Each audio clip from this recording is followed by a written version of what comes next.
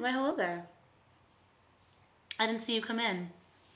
I haven't vlogged in a while, so thought I'd do a quick vlog for you guys. This vlog has a theme. Theme is food. Because I had a special request from someone to kind of talk about what we eat here in Budapest. So, Hungarian food is pretty heavy. It's mostly meat. It's kind of like a meat sauce, side of meat, smothered in some meat juices, meat. It's not very good for you.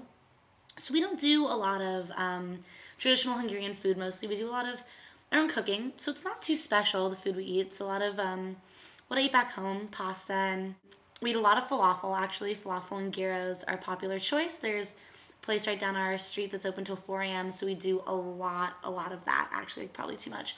We're also about a 10-minute walk from the Central Market House, which is like a big, it's like a converted train station, market, a hall where we can get fresh produce, fresh everything, basically.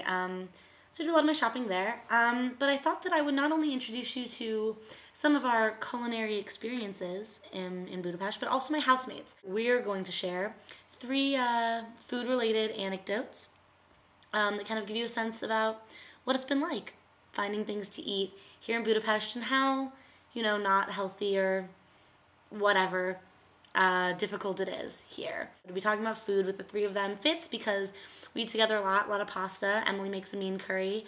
And we do a lot of family meals. So speaking of family, I'm going to introduce you guys to the Sándor house right now. So take it away, housemates. So I'm here with housemate number 1. That's Jen over there. Some of you guys may recognize her. She moved to the library with us. It's true. That's what she did. And she's going to tell you guys one particular anecdote about the food here in Budapest, which I don't think is very healthy. And she's going to tell you a specific example of why, exactly why that is. All so, right. Jen? Well, today in Hungarian I learned a little bit about the pastries of this country, which was pretty, entertaining. Because we love the pastries. Yeah, and every time we eat them, they're like really dense, and they fill you up for like the whole day, but you're not really sure why. And you know that things in Hungary are like cooked in lard and that they're just not good for you. It's like accepted, but it's still kind of like weird that 1-2 pastries will keep you full for so long. This is why. So I don't know if you guys are familiar with cracklins and or chicharrones. I don't think the people at home are familiar with cracklins. Well, they sometimes are in like the snack aisle next to the Cheetos, maybe, pretzels.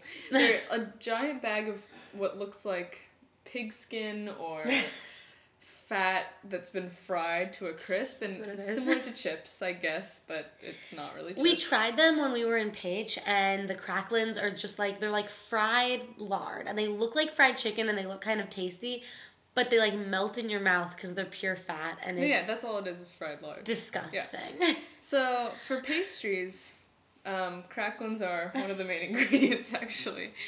And what they do is they fry up a lot of lard, and they make these cracklins, and then they go ahead and grind the cracklins up in like I'm imagining just like this giant Hungarian man grinding them with a Because they wouldn't have a machine no, that did it, because it's Eastern Europe. Yeah.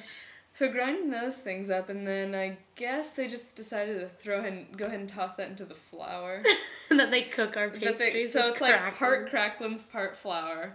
Then they put it in a little bowl, and then like soak it in fat and lard, and then fry it. I'm sorry. And that is a pastry here, so. So you learned a little bit. It's like Gullah Gullah Island, where you like learn how things are made. Yeah. And it's with fat. So. All right, so I'm here with roommate number 2, Emily. She shares a bed with Jen, but don't worry, ladies. Well, I guess I was about to be like, don't worry, ladies, she's single, but she's actually not. She has a boyfriend. So we do a lot of our eating at the, or I guess we obtain a lot of things for our eating at the market. Yes, we do. But it's not always as easy as it looks at the market, is it? So Emily, would you like to tell us about marketing here? And like something fun about marketing here? Sure. I've gotten better at it. Yes. I feel as but the we've first stayed week here perhaps was not pleasant. That's for sure. What? How does the market work here in Hungary? Well, you have to weigh your own produce. Isn't that weird? It is weird. I think it's weird. So I go to buy some nectarines, like you do, and then pay for my water, pay for my nectarines. The woman looks at my nectarines and then yells at me in Hungarian. You know, mind day two of being here. And then she just starts yelling, kilo. I was like, oh, okay, shit. Okay.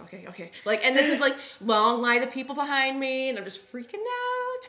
And then I go and I finally realized, okay, I gotta weigh him. Because there's these little scales in the corners of the market and you have to like weigh your own produce and then it prints a little like barcode for you. Right.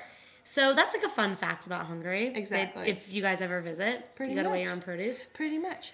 And then go straight to the front of the line again. Don't wait. Exactly, which I got yelled at again for doing. But in this match, as opposed to the one by our house now, the scales aren't really visible. So some little guy had to come and help me out, and then I didn't know what was going on. And there weren't pictures of the fruits and vegetables. Yeah, the one by our house, the market by our house is because it's right down the street. It's very convenient, and they have the little scale has little pictures with all the names of all the fruits, so you can be like, I don't know what. Well, banana is a terrible example, right. But I'm trying to think what's a strawberry. Epper. That's strawberry. God. Right? How good is that? You're assimilating so I did that so unconsciously. Epper, but there'd be a picture of a strawberry, so you would know. Exactly. Not that I've ever bought strawberries here, because I feel like that'd be expensive. They're totally not in season either. Anyway, so that's a marketing experience.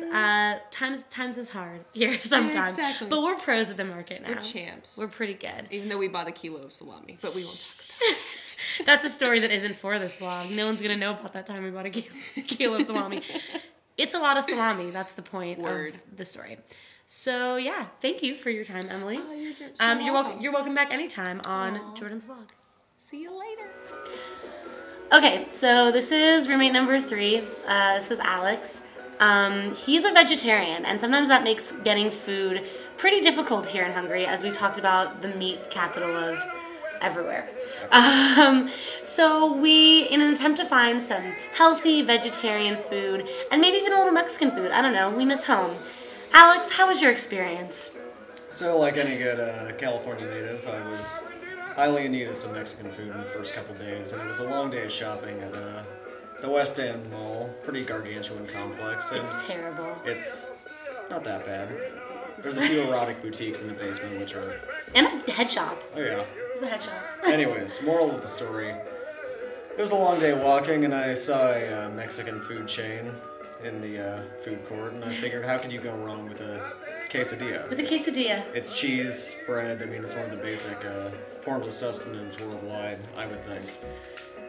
So, upon receiving it, I noticed that there was no cheese. There was ranch dressing, squash, cucumbers, carrot, a little bit of radish, and some anise-tasting substance, kind of a licorice, but no cheese, and it was all laid on a thin bed of lettuce. So that's the quesadilla. Rampant disappointment, as it were. Sad it was times. maybe the worst meal experience I've ever experienced, and I didn't even experience it. Vicariously. It saddened me. So, don't eat the Mexican food at the stand in the West End Mall. Yeah. Valuable lesson. However, Arriba's on Therese Carrot near the Octagon. Oh, it's near the Octagon, you say? Yes, it is. Oh, I know where that is. Arriba's is this great little Mexican place that we eat at that actually has legit burritos. And perfect margaritas. And amazingly strong margaritas. They come out of like the same machines that you get your horchata from. Yeah. They are dispensing margaritas. They will only give you 2 chips with your burrito, but you can't ask for much in the city. Yeah, Arriba. So, recommendation. We're basically like travel journalists. Yeah. Yeah, so thank you, Alex, for your time.